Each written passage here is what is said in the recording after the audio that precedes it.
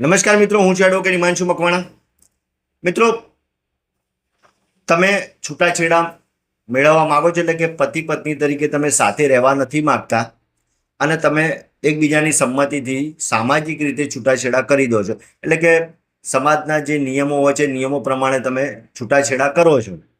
પરંતુ એ છૂટાછેડા કર્યા બાદ તમારે છૂટાછેડાના હુકમનામાની જરૂર પડે છે. તો શું કરશો મિત્રો? તો મિત્રો જણાવી દઉં તમને કે તમે પતિ પત્ની તરીકે સાથે નથી રહેતા અને સામાજિક રીતે તમે છૂટાછેડા કરી દીધેલ છે અને છૂટાછેડાનું હુકમનામું મેળવવાની જરૂર પડે છે, તો તમે કોર્ટની અંદર હિન્દુ મેરેજ એક્ટની કલમ 13B મુજબ પરસ્પર સંમતિથી છૂટાછેડાનું હુકમનામું મેળવવા માટે અરજી કરી શકો છો.